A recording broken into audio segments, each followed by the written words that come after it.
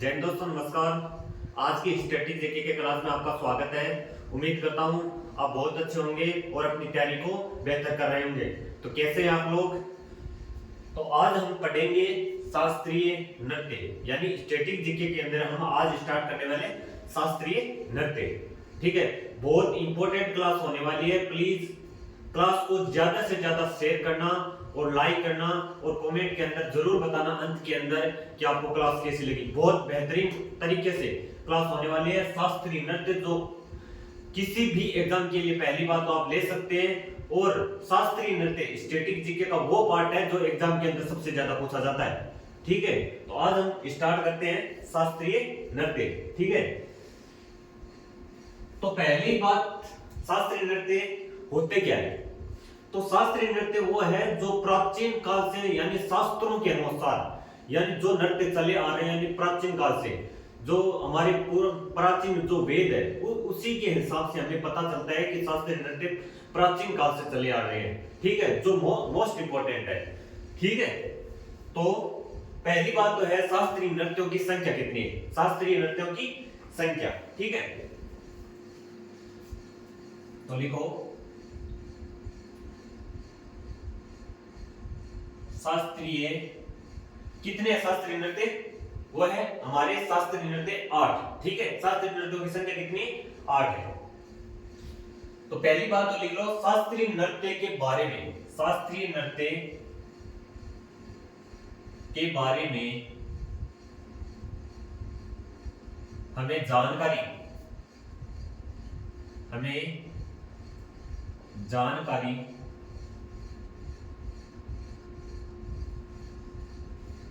हमें जानकारी भरत मुनि के, जो भरत मुनि है, शास्त्रीय नृत्य के बारे में हमें जानकारी कहां मिलती है? जो भरत मुनि द्वारा लिखित कौन सा पुस्तक है? नाट्य शास्त्र। किसकी लिखी हुई है? वो भरत मुनि के। भरत मुनि के नाट्य शास्त्र से पता चलती है। ठीक है, शास्त्रीय नृत्य के बारे में हमें जानकारी भरत मुनि द्वारा लिखी,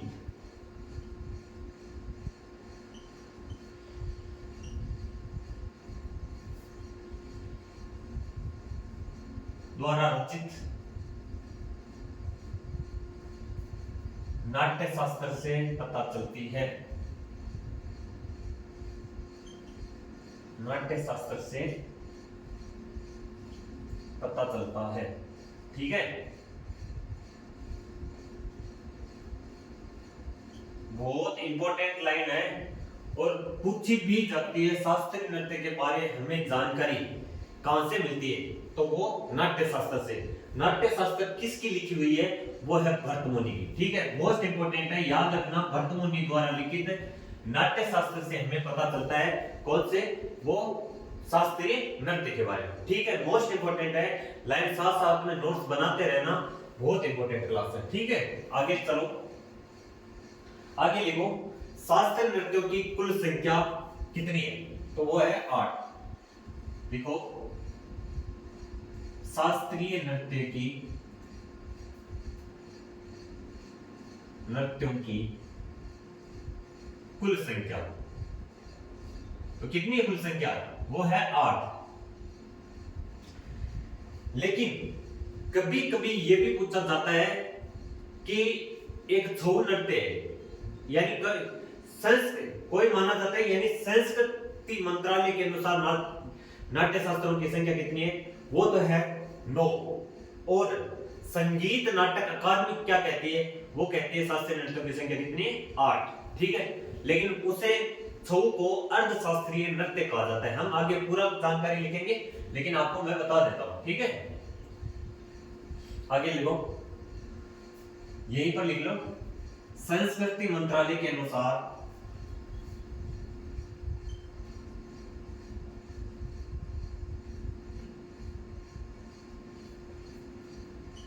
संस्कृति मंत्रालय के अनुसार शास्त्रीय नृत्यों की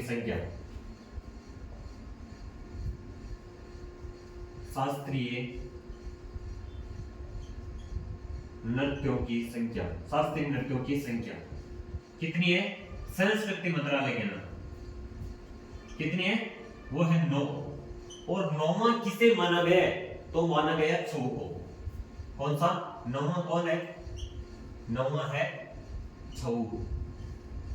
ठीक है, नौवां कौन सा है? वो है छऊ। ठीक है, नौवां कौन सा है? छऊ। लेकिन पर्सन सबसे ज्यादा, अगर आपको पेपर के अंदर पूछ ले कि, पहले मैं लिखवा देता हूं, या पूछ ले कि शास्त्रीय नृत्यों की कुल संख्या कितनी है, तो आपको आंसर देना है 8। लेकिन अगर लगा दे संस्कृति मंत्रालय के अनुसार शास्त्रीय नृत्यों की संख्या कितनी है, तो आपको करना है 9। और ये पूछ ले कि संगीत नाटक अकादमी के अनुसार शास्त्रीय नृत्यों की संख्या कितनी है, तो 8 लिखनी है। ठीक है, संगीत नाटक अकादमी के अनुसार, संगीत लिखो, संगीत नाटक अकादमी के अनुसार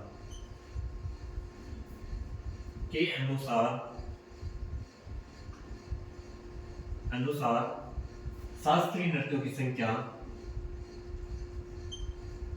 शास्त्रीय नृत्यों की संख्या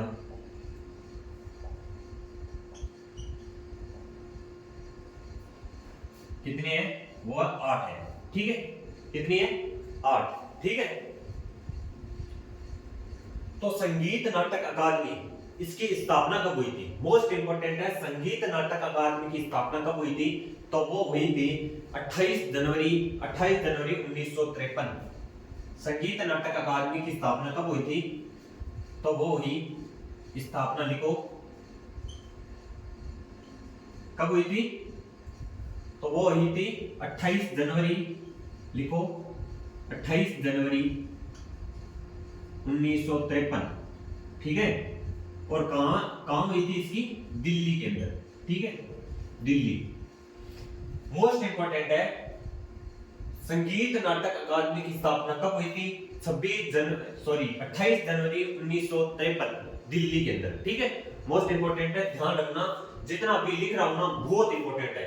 चाहे शास्त्रीय नृत्यों की कुल संख्या पूछे, चाहे शास्त्रीय नृत्यों के बारे में कहां जानकारी मिलती है, सब कुछ आपको बहुत इंपॉर्टेंट है। ठीक है, आगे लिखो। आगे हमारा छऊ है, जो 9वां शास्त्रीय नृत्य है छऊ। उस छऊ को अर्ध शास्त्रीय नृत्य कहा जाता है। किसको? छऊ को लिखो, छऊ को अर्ध शास्त्रीय नृत्य कहा जाता है।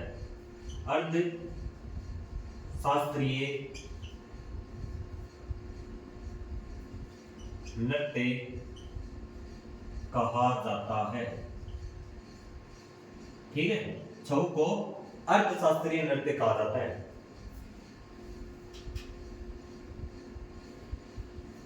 ठीक है ना, छऊ को क्या कहा जाता है? अर्थशास्त्रीय नृत्य कहा जाता है। और आगे मैं पढ़ाऊंगा, लेकिन यहां भी एक मोस्ट इंपॉर्टेंट लाइन है कि छऊ को यूनेस्को की विश्व विरासत सूची में कब शामिल किया था? तो इसको शामिल किया था सन 2010 के अंदर। ठीक है, कब शामिल किया था? सन 2010 के अंदर।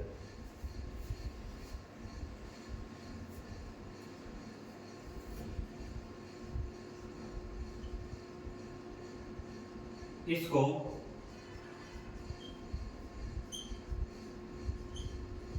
यूनेस्को की विश्व विरासत सूची में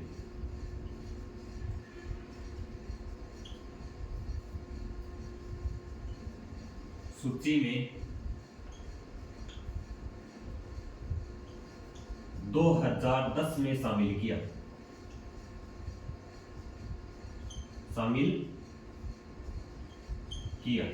ठीक है, इसको यूनेस्को की विश्व विरासत सूची में 2010 में शामिल किया था। ठीक है, 2010 में शामिल किया। और छऊ है वो आपको मैंने पहले पढ़ाया था स्टैटिक के। छऊ अमूर्त सांस्कृतिक विरासत सूची है या मूर्त सांस्कृतिक विरासत है, यह मैं आपसे जानना चाहता हूं। ठीक है, लेकिन क्या है, छू अमूर्त और मूर्त के अंदर क्या होता है? जिनको हम छू सके वह तो है मूर्त, जिनको हम नहीं छू सकते वो है अमूर्त। तो क्या छऊ नृत्य को क्या हम छू सकते हैं? छऊ नृत्य के करने वाले को तो हम छू सकते हैं, उसके स्टेप यानी जो छू नृत्य कर रहा है उस व्यक्ति को छू सकते हैं, लेकिन छू नृत्य को हम नहीं छू सकते।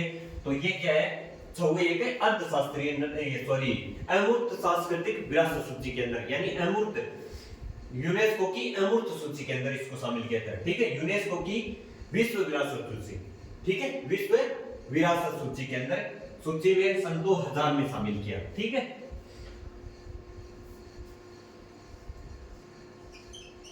छऊ अमूर्त अमूर्त अमूर्त विश्व विरासत, छऊ अमूर्त, छऊ को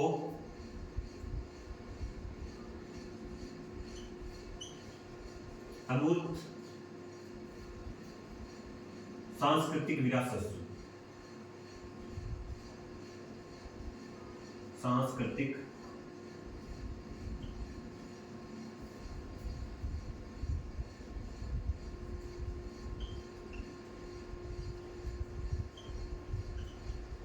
शामिल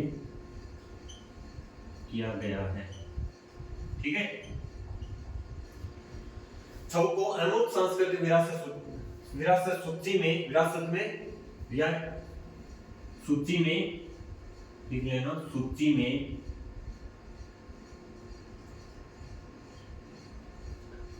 छऊ को अमूर्त सांस्कृतिक विरासत सूची में शामिल किया गया है। ठीक है, इतना क्लियर है? एक बार इनका रिवीजन कर लो। ठीक है, शास्त्रीय नृत्य के बारे में हमें जानकारी बर्तमुनि द्वारा रचित नाट्य शास्त्र में पता चलता है। शास्त्रीय नृत्यों की कुल संख्या 8 है। संस्कृति मंत्रालय के अनुसार शास्त्रीय नृत्यों की कुल संख्या कितनी है? वह 9। ठीक है, कितनी है? 9। और संगीत नाटक अकादमी के अनुसार शास्त्रीय नृत्यों की संख्या कितनी है? वो है 8। ठीक है, कितनी है? 8।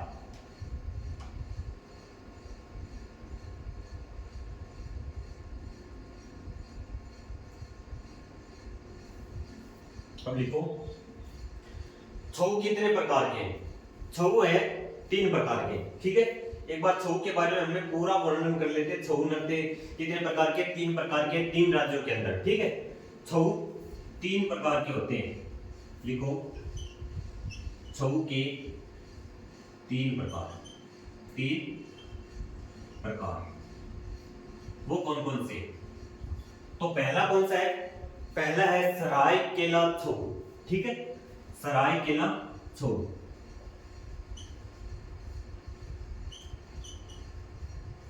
सरायकेला छऊ। ठीक है, सरायकेला छऊ।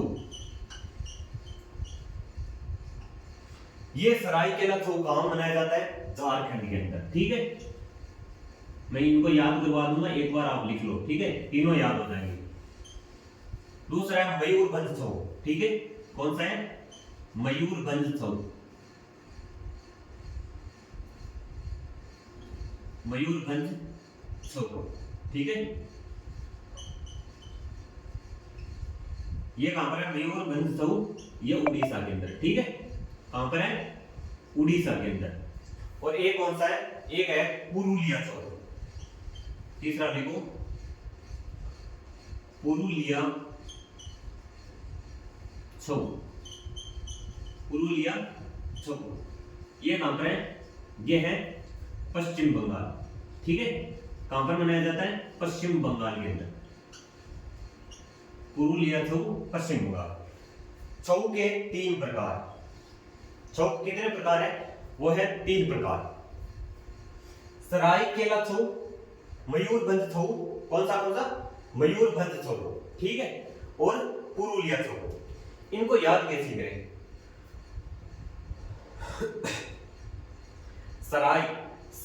सरायकेला से याद रखना, कोई सिर हिला रहा है तो वो कहां से हिला रहा है? झरने के नीचे। कहां पर? झरने के नीचे। सरायकेला झारखंड। मयूर बताओ, मयूर किसे कहते हैं? मोर को कहते हैं। मयूर किसको कहते हैं? मोर को कहते हैं। मयूर उड़ता है या नहीं उड़ता? तो मयूरभंज। मयूर उड़ता है या नहीं उड़ता? तो मयूर उड़ीसा। याद हो जाएगा, एकदम याद हो जाएगा। पुरुलिया छऊ तो बंगला, पश्चिम बंगाल से याद रखना, बंगला। तो बंगला क्या हम पूरा लेते हैं या आधा लेते हैं? कोई अगर व्यक्ति धनी व्यक्ति, क्या वो बंगला आधा लेगा या पूरा लेगा? तो भैया पूरा लेगा वो तो। ठीक है, बंगला कैसे लिया? वो तो पुरुलिया, पूरा बंगला लिया। और मयूर, मोर तो उड़ता है और सर हिलाता है वो झरने के नीचे, तीनों याद हो जाएंगे। ठीक है, एक दो बार इनको रिवीजन कर लेना, एकदम रेडी हो जाएगा। ठीक है, उसके बाद में हम चलते हैं शास्त्रीय नृत्यों की स्थिति। कौन सा शास्त्रीय नृत्य जो 8 शास्त्रीय मुख्य रूप से संगीत नाटक अकादमी के अनुसार उन शास्त्रीय नृत्य, कौन सा शास्त्रीय नृत्य किस राज्य के अंदर मनाया जाता है, यानी कौन सा शास्त्रीय नृत्य किस राज्य से, ठीक है, कौन सा शास्त्रीय नृत्य किस राज्य से, ठीक है, वो हम अब आगे पढ़ते हैं। ठीक है, तो यहीं पर लिख लो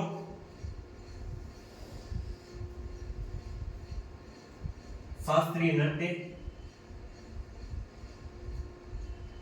शास्त्रीय नृत्य, और यहां पर लिख लो यानी संबंधित राज्य। ठीक है, संबंधित राज्य।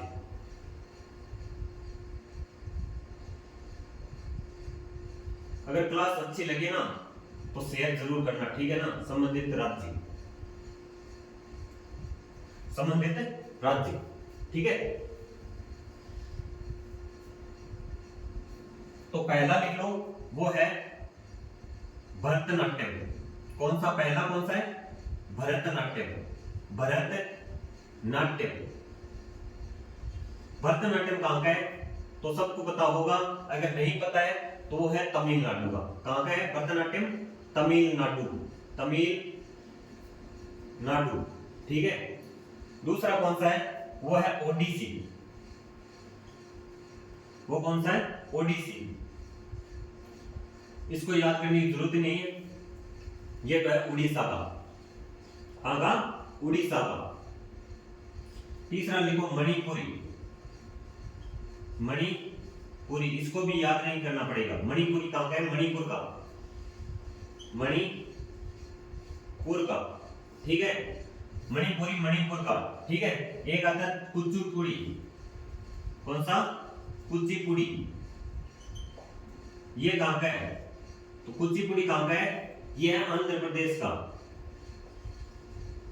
अंधा क्या कच्ची पुड़ी खा लेता है या नहीं? अंधे को पता चलता है कि कच्ची पुड़ी का नहीं पता चलता। आंध्र प्रदेश।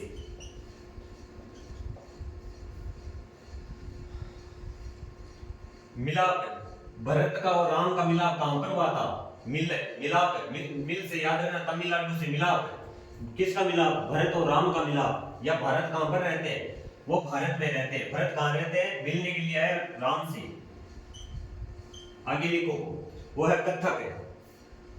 कथक मुख्य रूप से उत्तर प्रदेश का है, लेकिन उत्तर भारत के अंदर मनाया जाता है, ठीक है। उत्तर भारत के अंदर कथक, उत्तर प्रदेश, ठीक है। साथ साथ में नोट्स बनाते रहना, मैं कोई ज्यादा स्पीड नहीं चल रहा हूं, ठीक है ना। आगे लिखो कथकली, 6 नंबर कथकली। ये कहां का है? कथकली है केरल का। कथकली कहां का है? केरल का। और यहीं का एक है मोहिनीअट्टम, भी कहां का है? वो भी केरल का। कौन सा? मोहिनीअट्टम। वो भी कहां का है? केरल का। मोहिनीअट्टम, मोहिनीअट्टम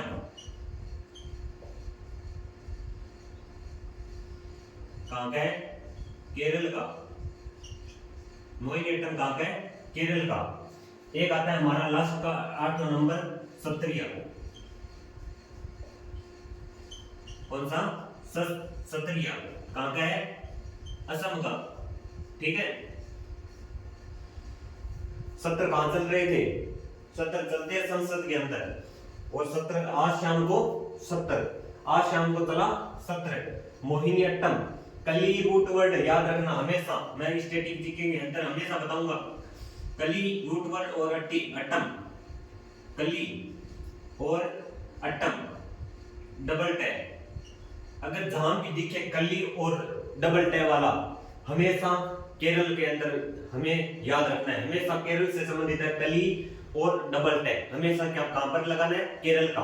जहां पर भी किसी भी अक्षर के अंदर आपको मिल जाए, मैं एक से मिलेंगे लेकिन वो हम याद कर लेंगे उनके अंदर, ठीक है। लेकिन ज्यादातर क्या होता है, कली और डबल टे कहां पर आते हैं? केरल के अंदर।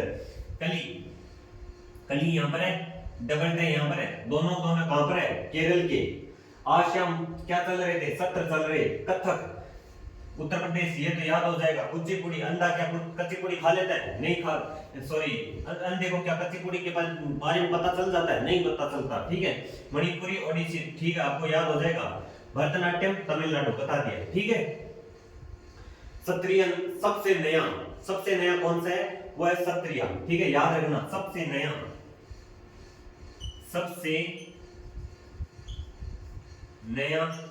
शास्त्रीय नृत्य, ठीक है, शास्त्रीय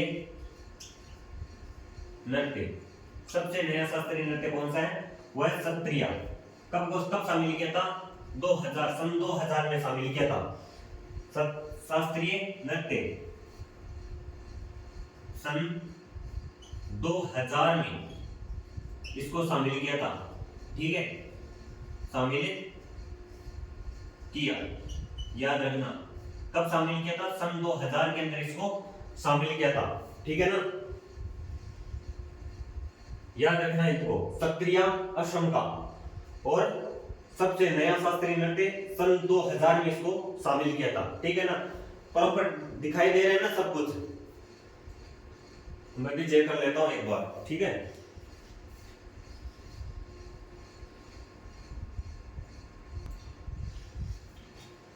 आ जाओ, एक बार हम इनका क्या कर लेते हैं, रिवीजन कर लेते हैं, उसके बाद में हम आगे चलेंगे, ठीक है।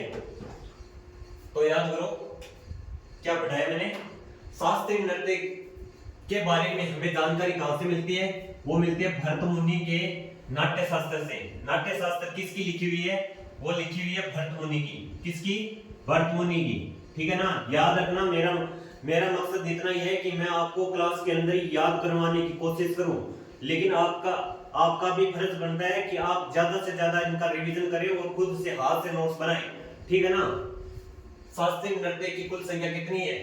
वो है 8 है, याद रखना, मोस्ट इंपोर्टेंट है। शास्त्रीय नृत्य की कुल संख्या कितनी है? 8। शास्त्रीय नृत्य के बारे में पता कहां से चलता है? भरत मुनि द्वारा नाट्य शास्त्र से, ठीक है। संस्कृति मंत्रालय के अनुसार नाट्य शास्त्रों की कुल संख्या कितनी है? वो है 9। लेकिन संगीत नाटक अकादमी के अनुसार शास्त्रीय नृत्य की संख्या कितनी है? वो है 8, ठीक है ना। 9वां स्थापना पूछ ली जाती है, संगीत नाटक अकादमी की स्थापना प्रश्न पूछा भी गया है, ठीक है ना। तो स्थापना कब हुई थी? 28 जनवरी 1953 दिल्ली के अंदर, ठीक है ना। चलो आगे। छऊ को अर्थशास्त्रीय नृत्य कहा जाता है। इसको यूनेस्को की विश्व विरासत सूची में सन 2010 में शामिल किया था, ठीक है ना। छऊ जो नृत्य है, इसको यूनेस्को की अमूर्त सांस्कृतिक विरासत सूची में कब शामिल किया था? सन 2010 के अंदर, ठीक है। मैंने पढ़ा दिए, यानी जो मूर्त सांस्कृतिक जो विश्व धरोहर स्थल है, सब कुछ मैंने पढ़ा रखा है। प्लीज क्लास को शुरू से किया करो। छऊ को अमूर्त सांस्कृतिक विरासत सूची में सन 2010 में शामिल किया था, ठीक है नहीं। छऊ के 3 प्रकार: सरायकेला छऊ झारखंड, मयूरभंज छऊ उड़ीसा, पुरुलिया छऊ पश्चिम बंगाल। शास्त्रीय नृत्य और संबंधित राज्य, कौन सा शास्त्रीय नृत्य किस राज्य से संबंध रखता है? ठीक है, शास्त्रीय नृत्य संबंधित राज्य। भरतनाट्यम तमिलनाडु। कहां पर मिलाप हुआ? भरत और राम का मिलाप कहां पर हुआ था? भारत के अंदर। भारत और राम का मिलाप कहां पर हुआ? भारत के अंदर। उड़ीसा का ओडिसी, ठीक है ना। करेक्ट करने मैंने यहां पर थोड़ा लगवाना भूल गया लिखना, ठीक है। मणिपुर का। कुचिपुड़ी आंध्र प्रदेश, कथक उत्तर प्रदेश, कथकली केरल, मोहिनीअट्टम कहां का है? केरल का। सत्रिया असम का, ठीक है। सबसे नया शास्त्रीय नृत्य कौन सा है? वो है सत्रिया। पूछ लिया जाता है सबसे नया शास्त्रीय नृत्य कौन सा है? वो है सत्रिया। इसको कब शामिल किया था? इसको शामिल किया था सन 2000 के अंदर, इसको शास्त्रीय नृत्य शामिल किया था, ठीक है ना। शास्त्रीय नृत्य के अंदर इसको कब जुड़ा था? शास्त्रीय नृत्य कब जुड़ा था? 2000 के अंदर। पहले कितने थे? 7 थे। सन 2000 में ये कितने हो गए? 8 हो गए, ठीक है। आगे चलते हैं। इतना क्लियर है एकदम, इसमें कोई दिक्कत नहीं है। आगे चले, ठीक है।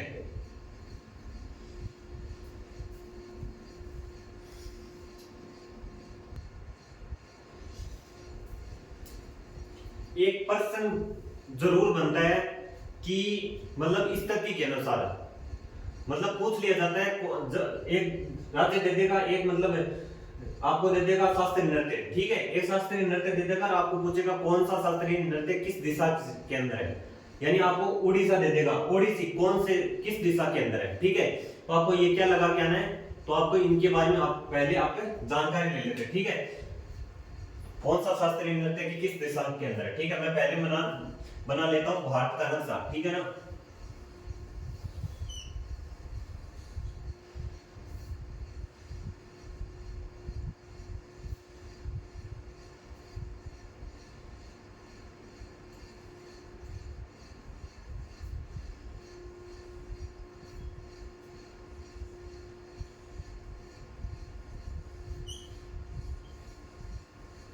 ठीक है, ज्यादा इतना शानदार तो नहीं बन पाया। अब आ जाओ, मान लो कथक यहां पर है, कौन सा कथक, ठीक है, कथक। और ओडिशा, उड़ीसा के अंदर यहां पर पड़ती है ओडिशा, ठीक है, ओडिसी, यहां पर लिखो ओडिसी, क्योंकि हमें कोई जल्दबाजी नहीं है, हमें एकदम कोई भी ऐसा टॉपिक पीछे नहीं छोड़ना है कि हमारा पर्सन कहीं छूट जाए, ठीक है। अब आ जाओ, भरतनाट्यम कहां का है, तमिलनाडु का, तो यहां पर लिखो भरतनाट्यम, ठीक है, कौन सा भरतनाट्यम, भरतनाट्यम। और केरल के अंदर कौन से हैं, केरल के अंदर एक कथकली और एक मोहिनीअट्टम, ठीक है, ये कथकली, कथकली और मोहिनीअट्टम, मोहिनीअट्टम, मोहिनीअट्टम, ठीक है, मोहिनीअट्टम, कथकली, मोहिनीअट्टम, भरतनाट्यम, ओडिसी और कथक, ठीक है। और ये कौन सा है, सत्रिया कहां का है, यहां पर लिखो सत्रिया, सत्रिया कहां का है, यह है असम का सत्रिया। एक है मणिपुर का,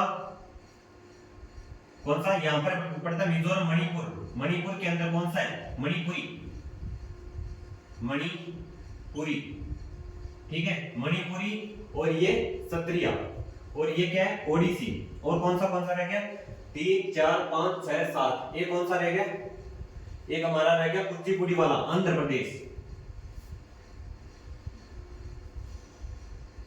ये कौन सा है, कुचिपुड़ी,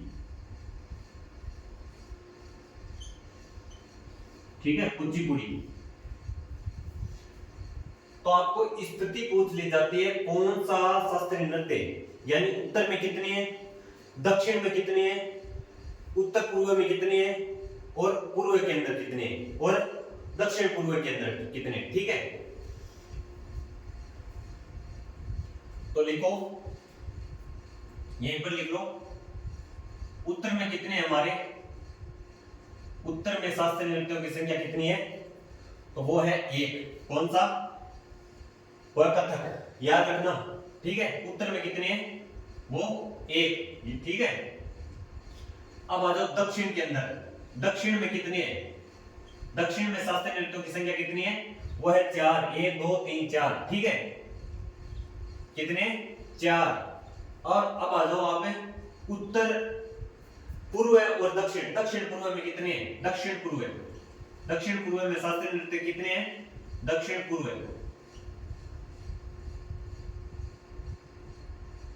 सिर्फ एक, कौन सा, वो है ओडिसी। शास्त्रीय नृत्य कौन सा है, जो दक्षिण पूर्व के अंदर है, ये दक्षिण पूर्व के अंदर है, ठीक है ना। आप कहीं ये मत कर देना कि आपको इसको उत्तर पूर्व, सिर्फ पूर्व के अंदर कर दो, ठीक है।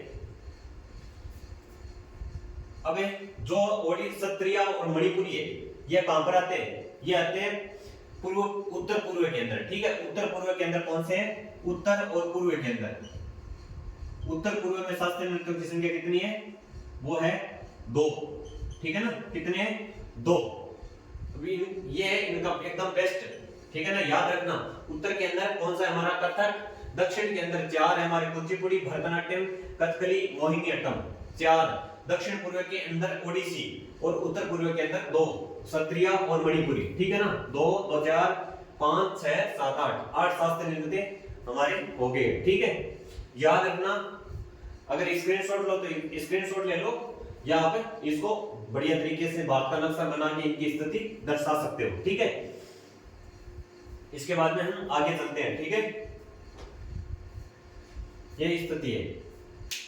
अब इनको मिटा देते हैं, आगे चलते हैं।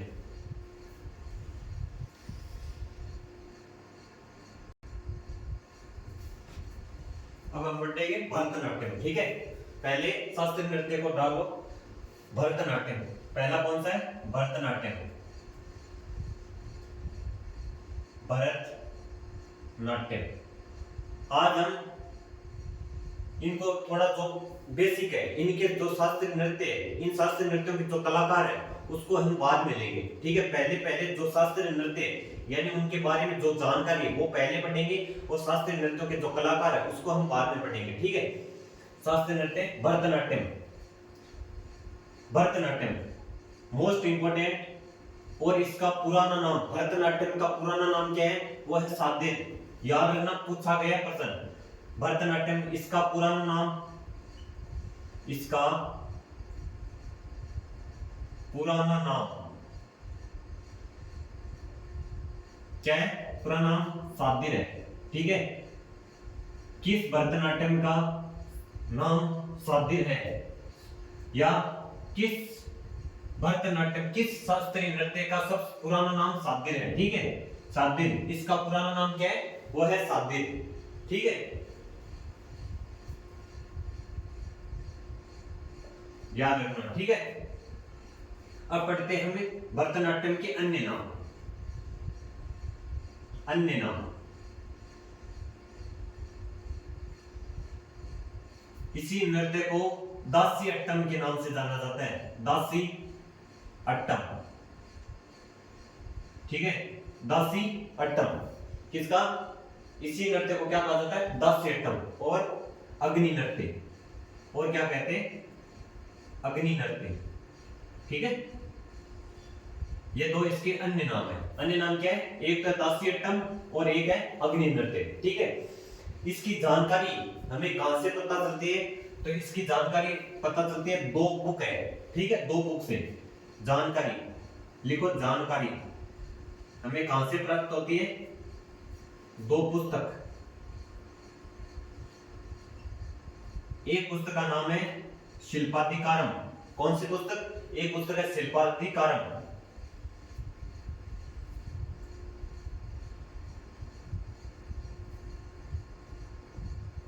शिल्पाधिकारम पुस्तक से। ठीक है, और दूसरी बुक है अभिनय दर्पण। दूसरी बुक का नाम क्या है? अभिनय दर्पण। अभिनय दर्पण। अभिनय दर्पण। ठीक है, याद रहेगी। इसकी जानकारी हमें कहां से पता चलती है? भरतनाट्यम की शिल्पाधिकारम और अभिनय दर्पण दो पुस्तक है। ठीक है, उस पुस्तक से हमें इनकी जानकारी मिलती है।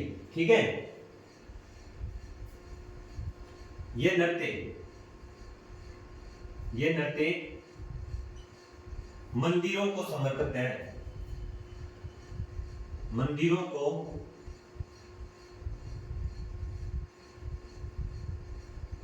समर्पित है। ठीक है, ये नृत्य मंदिरों को समर्पित है। ठीक है, सही लिख लेना, थोड़ा टेढ़ा हो गया। ठीक है, यह नृत्य मंदिरों को समर्पित है। ठीक है, आगे लिखो। अब इसको दासी, आपने सोचा होगा कि इसको दासी अट्टम क्यों कहते हैं? दासी अट्टम इसलिए कहते हैं कि पहले के टाइम में, यानी आज से लगभग 100 वर्ष से ज्यादा, यानी लगभग आज से कम जो अंग्रेज आए थे उससे पहले की बात है कि इसको अब तो इसको बंद कर दिया है दासी अट्टम। क्योंकि पहले क्या करते थे, जो कंवारी लड़कियां होती थी उसको क्या कर लेते, मंदिरों के अंदर छोड़ देते थे नृत्य करने के लिए, यानी पूरे जीवन उनको नृत्य करना पड़ता था और वही जीवन था उनका। ठीक है, यानी न उनको मतलब शादी करनी न कुछ और करना, पूरे मंदिर के अंदर अपना जीवन व्यतीत करना। तो अंग्रेजों ने आकर उसको क्या कर दिया था, इस नृत्य को बंद कर दिया। ठीक है, इस नृत्य को नहीं, इसका जो इसका दास्यटम है, इस परंपरा को उन्होंने क्या कर दिया, खत्म कर दिया। ठीक है, तो यह नृत्य मंदिरों को समर्पित है, इसलिए कहते हैं दास्यटम। ठीक है, अग्नि नृत्य। जानकारी मिलती है ये शिल्पाधिकरण और अभिनय दर्पण से, पुस्तक से इनकी जानकारी मिलती है। यह नृत्य मंदिरों को समर्पित है। अब लिखो शैव धर्म। शैव धर्म के विचारों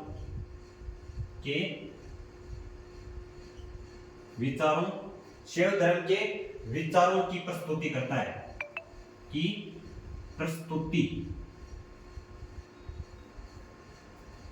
शैव धर्म के विचारों की प्रस्तुति। ठीक है, शैव धर्म के विचारों की प्रस्तुति करता है। ठीक है, और आगे चलो,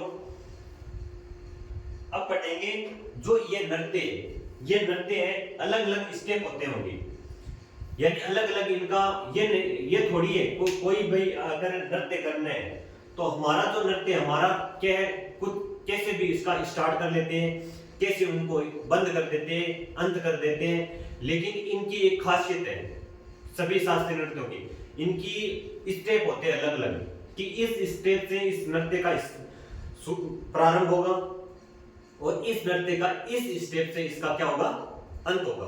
ठीक है, वो हम पढ़ेंगे। तो शास्त्रीय नृत्य जो भरतनाट्यम है, इसकी शुरुआत होती है आलारिपु से। ठीक है, इसकी शुरुआत कैसे होती है, आलारिपु से। तो लिखो इस नृत्य का प्रारंभ, लिखो इस नृत्य का आरंभ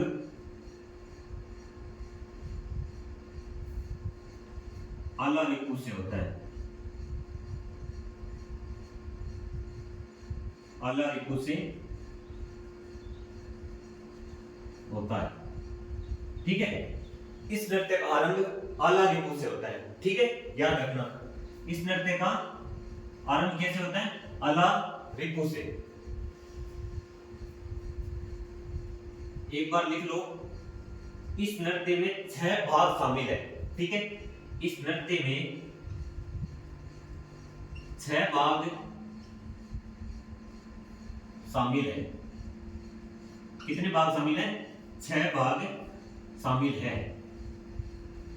तो वो 6 भाग कौन कौन से, इनको साथ साथ में नोट्स बनाते रहो, मैं आपको बढ़िया तरीके से करवाता रहूंगा। ठीक है,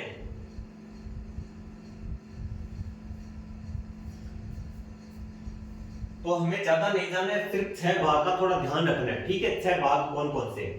तो पहला भाग कौन सा है, वो है आलारिपु, जिससे इसकी शुरुआत होती है। ठीक है, पहला लिखो आलारिपु,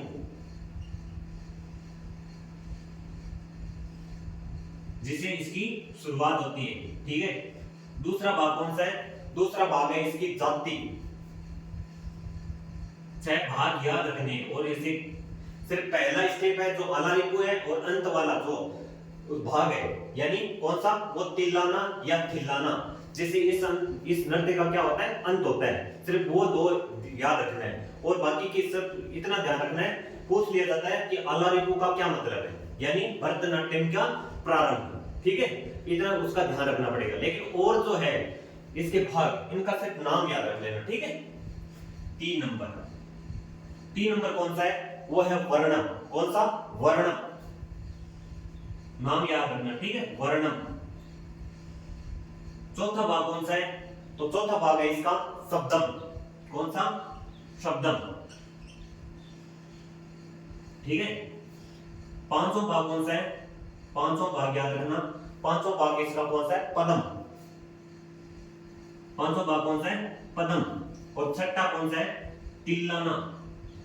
कौन सा, तिल्लाना, या इसी को क्या कहते हैं, इसी को कह देते हैं कभी कभी थिल्लाना। दोनों नाम, तिल्लाना या थिल्लाना एक ही बात है। ठीक है, आलारिपु और थिल्लाना या तिल्लाना, इनके बारे में ज्यादा ध्यान रखना है कि आलारिपु का संबंध क्या है, कि किसे दर्शाता है और तिलाना किसे दर्शाता है, ठीक है। और जाति, वर्णम, शब्दम और पदम, इनके नाम याद रखना, ठीक है। अब आ जाओ तिलाना का लिखो, इस नृत्य का अंत, इस नृत्य का अंत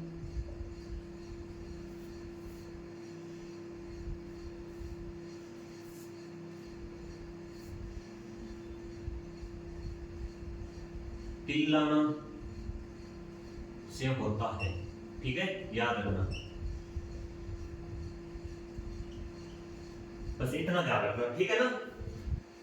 आलारिपु का मैंने बता दिया, इस नृत्य का आरंभ आलारिपु से होता है और इस नृत्य का अंत थिल्लाना से होता है। और बाकी याद रखना, जाति, वर्णम, शब्दम, पदम किसके भाग है, भरतनाट्यम की, याद रखना। रिवीजन सबसे जरूरी, रिवीजन सबसे जरूरी, ठीक है। अब आगे आ जाओ,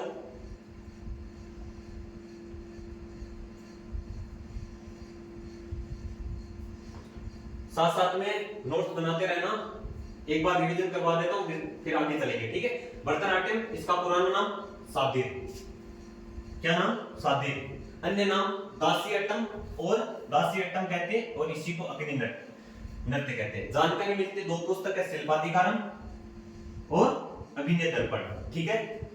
यह नृत्य मंदिरों को समर्पित है, यह नृत्य मंदिरों को समर्पित है, ठीक है, और शैव धर्म के विचारों की प्रस्तुति करता है। और इस नृत्य का आरंभ आलारिपु से होता है, याद रहेगा।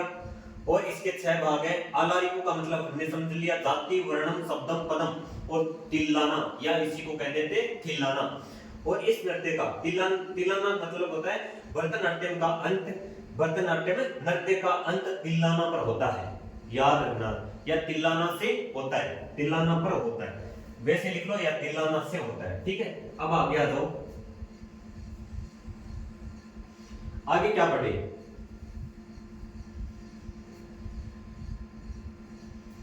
अब लिखो, जो नाट्य शास्त्र है, नाट्य शास्त्र का स्वरूप पाने वाला, नाट्य शास्त्र का स्वरूप पाने वाला भारत का पहला शास्त्रीय नृत्य कौन सा है, वो है भरतनाट्यम, ठीक है। लिखो, क्या लिखना है, नाट्य, कौन सा, नाट्य रूप का, नाट्य रूप, ठीक है, नाट्य रूप लिखो, नाट्य रूप, नाट्य रूप का स्वरूप, स्वरूप, नाट्य रूप का स्वरूप पाने वाला, नाट्य रूप का स्वरूप पाने वाला भारत का,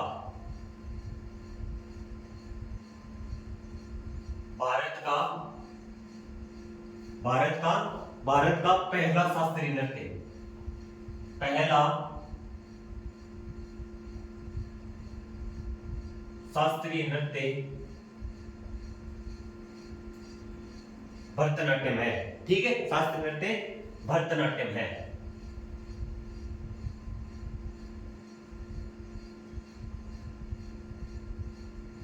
ठीक है, दिखाई दे रहा है ना, नाट्य रूप का स्वरूप पाने वाला भारत का पहला शास्त्रीय नृत्य भरतनाट्यम है, ठीक है, किसका, नाट्य रूप का स्वरूप पाने वाला, ठीक है, पहला शास्त्रीय नृत्य कौन सा है, वो है भरतनाट्यम, ठीक है। आगे लिखो,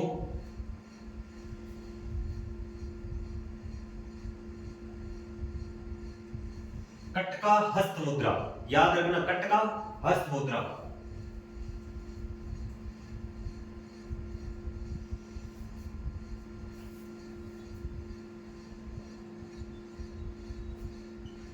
इसका संबंध किससे है, भरतनाट्यम से, ठीक है। कटका हस्त मुद्रा, इसमें क्या होता है, कटका हस्त मुद्रा के अंदर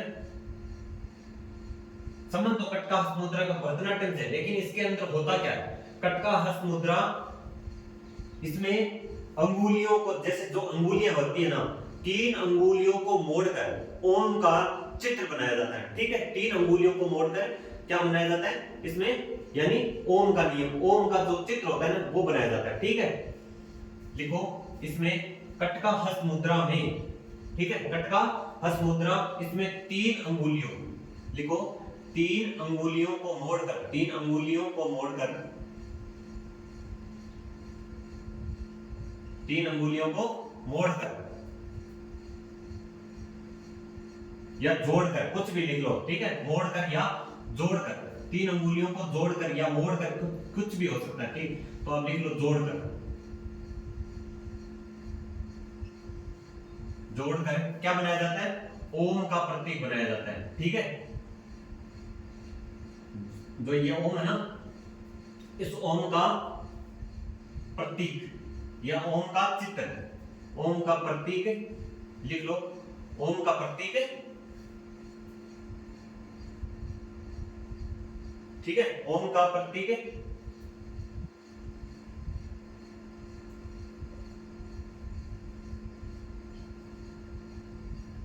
कटका हस्त मुद्रा का संबंध किससे? पहली बात तो भरतनाट्यम से। इसमें तीन अंगुलियों को जोड़कर ओम का प्रतीक किया जाता है या ओम का प्रतीक मनाया जाता है या बनाया जाता है, कुछ भी लिख सकते हो। ओम का प्रतीक किया जाता है, ठीक है। ओम का प्रतीक यानी तीन अंगुलियां हैं, इस तीन अंगुलियों को बना के, पता नहीं कैसे बनाते हैं इसको, तीन अंगुलियों से, सिर्फ तीन अंगुलियों से क्या बनाया जाता है? ओम का प्रतीक बनाया जाता है, ठीक है। ये समझ किसके अंदर है? ये है भरतनाट्यम से, ठीक है। आगे लिखो, ठीक है, मैंने ये लिखवा दिया, आगे कोई लिखवाने की जरूरत तो नहीं है ना, तिल्लाना या इसकी लाइन दोबारा लिखो, कोई जरूरत नहीं होगी। यानी इस नृत्य का अंत किस पर होता है? आलारिपो, सॉरी, तिल्लाना या थिल्लाना पर, ठीक है। ये आपने लिख ली। अब आगे लिखो नट्टुवार, नट्टुवार यानी भरतनाट्यम, नट्टुवार भरतनाट्यम यानी भरतनाट्यम। कौन होता है? भरतनाट्यम का जो शिक्षक होता है ना, वही होता है नट्टुवार, शिक्षक। नट्टुवार भरतनाट्यम का शिक्षक यानी शिक्षक है भरतनाट्यम में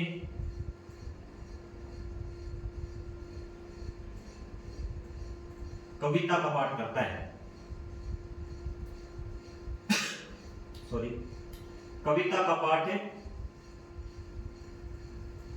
करता है।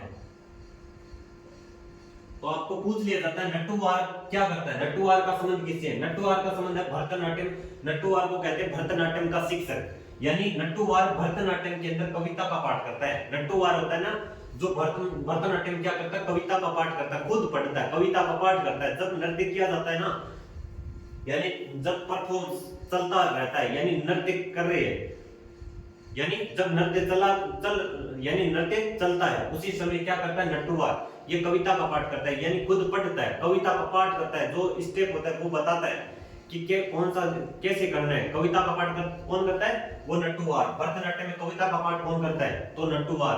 प्रश्न पूछा भी गया है, और कैसे पूछा गया है? भरतनाट्यम के अंदर कविता का पाठ कौन करता है? तो वो करता है नट्टुवार, ठीक है, याद रखना, ठीक है ना।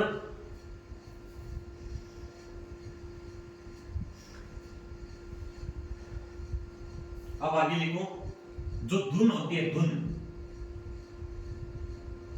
धुन होती है, उस धुन के लिए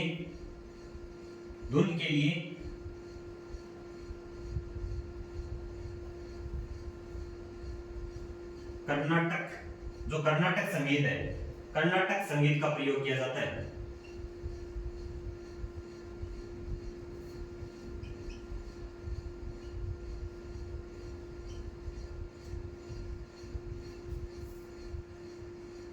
अब आप कहोगे ये कर्नाटक संगीत है, तो जो भी दक्षिण के अंदर जो भी शास्त्रीय नृत्य है, जो भी दक्षिण के शास्त्रीय नृत्य है, वो किसके अंदर आएंगे? कर्नाटक संगीत के अंदर। और जो भी उत्तर भारत के अंदर जो भी नृत्य है, शास्त्रीय नृत्य, वो किस में आएंगे? वो आएंगे हिंदुस्तानी शास्त्रीय नृत्य के अंदर।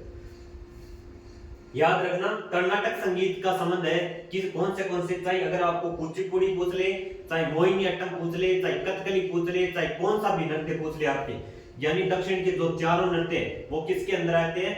वो आते हैं कर्नाटक संगीत के अंदर। और जो भी आपको पूछ ले जो कथक नृत्य है, वो किस नृत्य से संबंध रखता है? तो वो रखता है हिंदुस्तानी शास्त्रीय नृत्य के अंदर, ठीक है। इतना क्लियर आपको? जो भी संगीत है, कर्नाटक संगीत का मतलब है कर्नाटक संगीत के अंदर वो नृत्य आते हैं जो दक्षिण के जो शास्त्रीय नृत्य है वो उनका संबंध किससे, कर्नाटक संगीत से। बस इतना ध्यान रखना, ठीक है ना। आगे लिखो,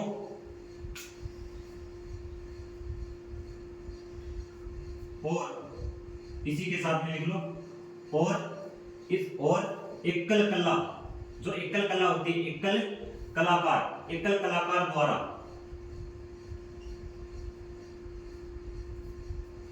एकल कलाकार द्वारा विभिन्न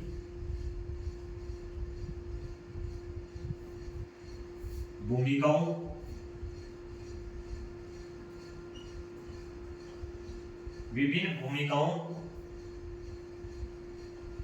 को दर्शाया जाता है,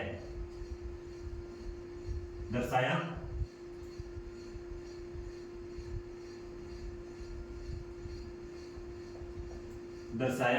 जाता है, जिसे क्या कहते हैं, जिसे एकाहार्य कहा जाता है। जिसे क्या कहा जाता है, एकाहार्य।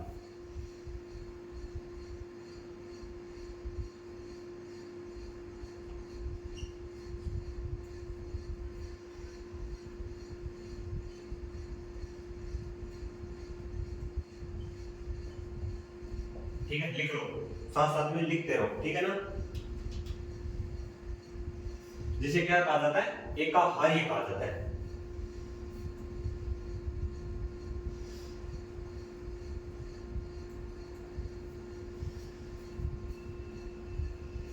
एकाहार्य लक्ष्याणु कहा जाता है, पूरा लिखो, एकाहार्य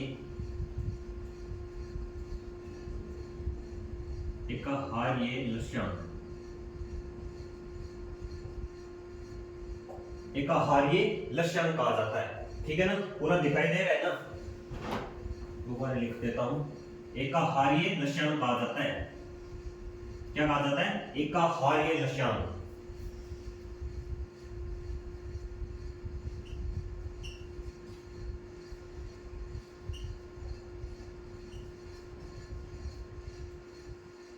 ठीक है, एकाहार्य लक्ष्याणु कहा जाता है। क्या कहा जाता है, एकाहार्य लक्ष्य।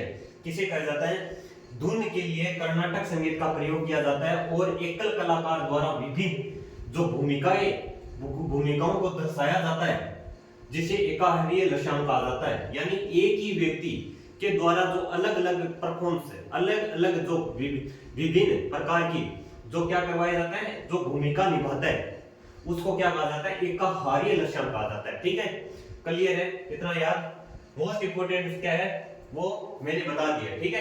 ये ज्यादा हार्ड नहीं है, उसके परे मैं ज्यादा नहीं चल रहा हूँ। नाट्य रूप का स्वरूप आने वाले तो पहला शास्त्रीय नृत्य याद रखना, कटका हस्त मुद्रा किसका संबंध है, भरतनाट्यम से, जिसके अंदर क्या कर देते हैं, 3 अंगुलियों को जोड़कर ओम का प्रतीक मनाया जाता है, ठीक है, प्रतीक किया जाता है। भरतनाट्यम, इसका पूरा नाम साध्य। इनको हमने रिवीजन कर लिया और इसका भी कर लिया। उसके बाद में हम नेक्स्ट पर चले। इतना कंप्लीट है, इतना क्लियर है ना, ठीक है। आगे नेक्स्ट चले। तो एक बार और बता देता हूं, नाट्य रूप का स्वरूप पाने वाला भारत का पहला शास्त्रीय नृत्य, ठीक है, याद रखोगे क्या है, नाट्य रूप का स्वरूप पाने वाला शास्त्रीय नृत्य, भारत का पहला शास्त्रीय नृत्य कटका हस्त मुद्रा। किसका, कटका हस्त मुद्रा का। पहले पूछ लिया जाता है कटका हस्त मुद्रा का संबंध किस शास्त्रीय नृत्य से, तो भरतनाट्यम से। याद रखना, इसमें 3 अंगुलियों को जोड़कर क्या बनाया जाता है, ओम का प्रतीक बनाया जाता है। नट्टूवार, जो नट्टूवार है वो भरतनाट्यम में कविता का पाठ करता है। किसका पाठ करता है, कविता का पाठ करता है। कौन, नट्टूवार। किसके अंदर, भरतनाट्यम के अंदर। किसके लिए, धुन के लिए। धुन के लिए जो कर्नाटक संगीत है, कर्नाटक संगीत का प्रयोग किया जाता है। धुन के लिए कर्नाटक संगीत का प्रयोग किया जाता है एकल कलाकार द्वारा, यानी एक ही व्यक्ति के द्वारा जो विभिन्न प्रकार की जो भूमिकाएं निभाई जाती है, उसको क्या कहा जाता है, उसको कहा जाता है एकाहार्य लक्ष्याणु। याद रखना, ठीक है, कंप्लीट है ना। भरतनाट्यम का पूरा नाम साध्य, अन्य नाम दास्यट्टम और अग्नि नृत्य। जानकारी शिल्पाधिकारम और अभिनय दर्पण द्वारा। यह नृत्य मंदिरों को समर्पित है और शिव धर्म के विचारों की प्रस्तुति करता है। इस नृत्य का आरंभ आलारिपों से होता है और इस नृत्य में 6 भाग शामिल है। आलारिपु, जाति, वर्णम, शब्दम और पदम और तिल्लाना या थिल्लाना। इस नृत्य का अंत कहां से होता है? वो होता है तिल्लाना पर या थिल्लाना पर, याद रखना, ठीक है। तो इनको हम मिटा देते हैं और नेक्स्ट पर चलते हैं, ठीक है।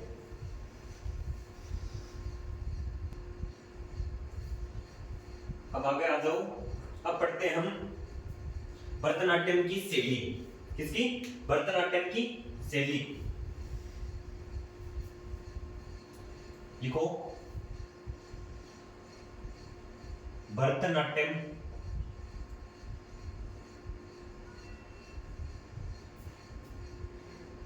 नृत्य की शैली, ठीक है। तो इसकी शैली है, एक तो कला क्षेत्र, कला क्षेत्र, एक है कला मंडलम, कला मंडलम, एक है कौन सी? वुजुहुर, वुजु, कौन सी? वुजुहुर, वुजुहुर, ठीक है। कौन सी है? कला मंडलम, कला क्षेत्र और वुजुहुर, ठीक है ना।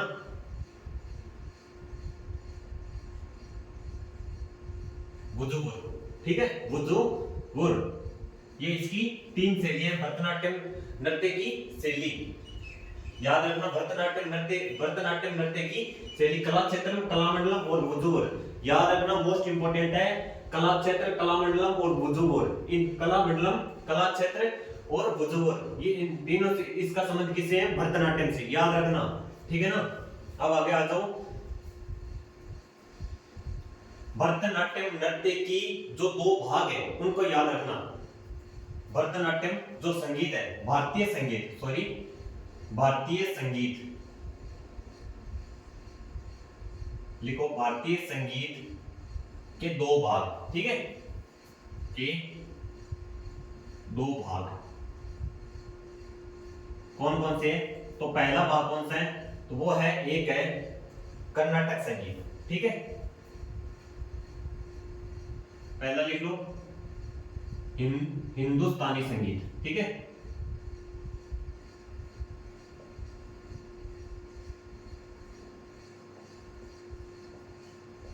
इसका संबंध है उत्तर भारत से। उत्तर भारत में कौन सा संगीत है? वो है हिंदुस्तानी संगीत का संबंध। दूसरा है कर्नाटक संगीत।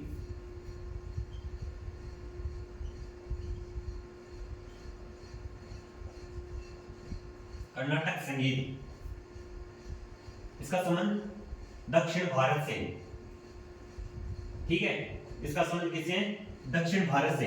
हिंदुस्तानी संगीत उत्तर भारत, कर्नाटक संगीत दक्षिण भारत से। तो आपको पूछा जा सकता है कि उत्तर भारत में जो नृत्य किया जाता है उसका संबंध निम्न में से किससे है? तो हिंदुस्तानी संगीत से है या कर्नाटक संगीत से? तो वो है, उत्तर भारत के अंदर हिंदुस्तानी संगीत होता है और दक्षिण भारत के अंदर कर्नाटक संगीत होता है, ठीक है ना। इस नृत्य में प्रयोग वाद्य यंत्र, लिखो, इस नृत्य में प्रयोग वाद्य यंत्र, एक होता है मृदंगम, मृदंगम, एक होता है वीणा, एक होती है बांसुरी, ठीक है ना। या तो हो रहा है ना, एकदम धीरे चल रहा हूं, कोई मैं ज्यादा स्पीड से नहीं चल रहा हूं, स्पीड तो नहीं है ना, साथ साथ में एकदम बढ़िया तरीके से नोट्स बनाते रहना, ठीक है। इस नृत्य प्रयोग वाद्य यंत्र कौन कौन से हैं? वो मृदंगम, वीणा, बांसुरी यानी आदि, और भी होते हैं लेकिन यहाँ पर इतना इंपॉर्टेंट है नहीं, ठीक है, थोड़ा याद रख लेना, ठीक है। भरतनाट्यम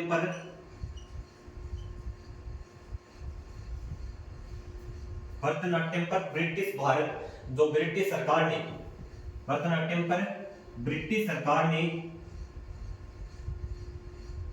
कब रोक लगाई थी? ब्रिटिश सरकार ने सन 1910 के अंदर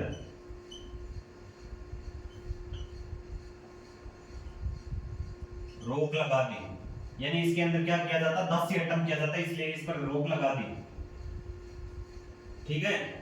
भरतनाट्यम पर ब्रिटिश सरकार ने 1910 में क्या लगा दी, रोक लगा दी या इसको प्रतिबंध कर दिया, ठीक है। और इस जो भरतनाट्यम के जो चित्र है वो कहां पर मिलते हैं, हमें लिखो भरतनाट्यम के चित्र।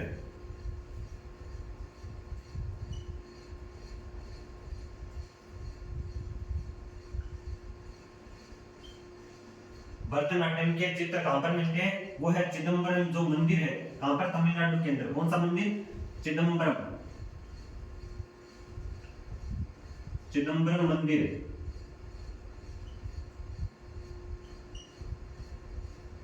चिदम्बरम मंदिर कहां पर पड़ता है, ये तमिलनाडु।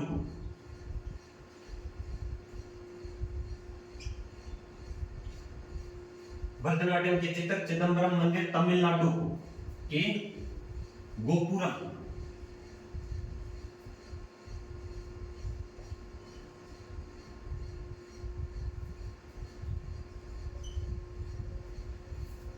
गोपुरम पर स्थित है, ठीक है ना। याद रखो, इनको याद करवाते हैं, एक बार रिवीजन कर लेते हैं और उसके बाद में आगे हम कल पढ़ेंगे, ठीक है। इसकी हम लगभग 3 क्लास करेंगे, 3 क्लासों के अंदर हमारा शास्त्रीय नृत्य कंप्लीट हो जाएगा, ठीक है ना।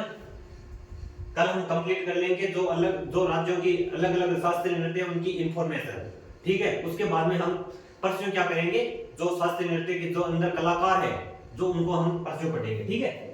भरतनाट्यम नृत्य की शैली, कला क्षेत्र, कलामंडलम और भुजोग, तीन शैली है भरतनाट्यम से संबंधित। कला क्षेत्र, कलामंडलम और भुजोग भारतीय संगीत के 2 भाग है। कौन से, हिंदुस्तानी संगीत और कर्नाटक संगीत। दक्षिण भारत में जो किया जाता है वो कर्नाटक संगीत और उत्तर भारत में हिंदुस्तान संगीत, ठीक है। आगे आ जाओ, इस नृत्य प्रयोग वाद्ययंत्र, इस नृत्य में प्रयोग, यहाँ पर लिखो, इस नृत्य में प्रयोग वाद्ययंत्र मृदंगम, वीणा और बांसुरी, ठीक है। भरतनाट्यम पर कौन से मृदंगम, वीणा और बांसुरी। भरतनाट्यम पर ब्रिटिश सरकार ने सन 1910 में क्या लगा दी, रोक लगा दी, प्रतिबंधित कर दिया इसको।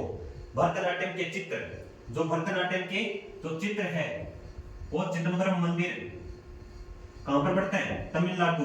उसके जो गोपुरम होता है, गोपुरम आप आगे पढ़ेंगे, जो गोपुरम होता है ना, जो मंदिर के अंदर, जो अंदर वाला भाग, उस मंदिर के अंदर जो दीवारें, वहां पर इसके क्या है, भरतनाट्यम के जो चित्र है वो गोपुरम पर स्थित है एकदम, ठीक है।